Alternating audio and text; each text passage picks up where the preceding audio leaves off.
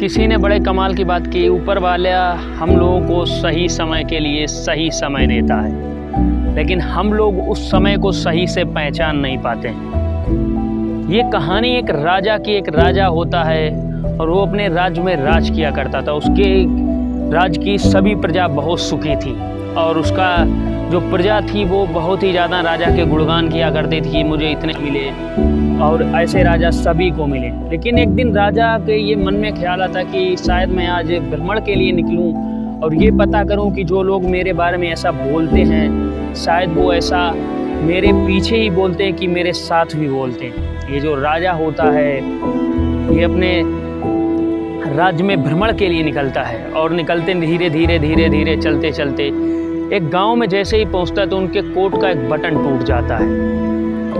अब ये जो राजा जी होते हैं ये मंत्री से बोलते हैं कि जाओ गांव में कहीं पता करो, कोई दर्जी हो तो उसको बताना जाके और मेरे कोट का बटन लगवाना है। ये जो मंत्री होता है ये गांव में पूरे देखता जाके, वहाँ पर इसको कोई भी नहीं मिलता। लेकिन जब गांव से बाहर एक दर्जी होता है उससे जब पता किया जाता है तो एक दर्जी होता है उसको बताते हैं कि राजा जी आए हैं और राजा जी के कोट का एक बटन टूट गया है जो आपको लगाना है। ये जो दर्जी होता है वो बोलता है कि साहब आप बताइएगा, मैं बटन ज़रूर लगाऊंगा। तो ये जैसे ही राजा जी आते हैं, राजा जी अपने हाथ में बटन को पकड़े हुए होते हैं और राजा जी उस दर्जी से बोलते हैं कि ये लो बटन। तो दर्जी जब बटन लगा देता है तो राजा जी उससे एक सवाल पूछते कि आपको क्या चाहिए।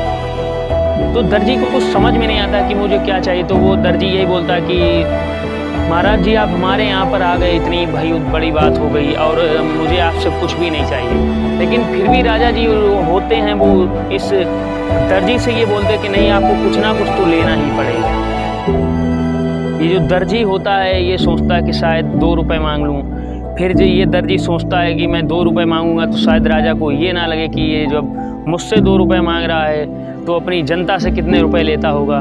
तो ये सब उसके दर्जी के मन में ख्याल चल रहे होते हैं। दर्जी सोचता है कि मैं अगर 10 रुपये मांगूंगा या 100 रुपये मांगूंगा तो राजा और ही ज़्यादा मुझसे क्रोधित होंगे। तो ये जो दर्जी होता है वो बोलता है कि नहीं महाराज जी आप मुझे जो चाहें वो दे दें। जो राजा होता है अभी ये चक्कर में पड़ जाता है कि दर्जी ने अपनी बात को मेरे ऊपर जब डाल दिया तो नहीं, राजा बोलते कि नहीं आपको कुछ ना कुछ तो देना ही चाहिए। तो राजा जी उसको बताते हैं कि अगर आपने यही मुझसे कहा तो आपको मैं 2 गांव देता हूँ। और ये दर्जी होता है वो बहुत खुश होता है। और ये कहानी हम लोगों को सीख दे के जाती है कि लाइफ में हम लोग भी यही करते हैं कि हम लोग भी कोई काम को करते रहते तो एक उम्मीद, छोटे सी उम्मीद लगाते हैं कि नहीं ये करना वो करना। लेकिन लाइफ में अगर सही समय आएगा तो ऊपर वाला हम लोगों को बहुत कुछ देगा।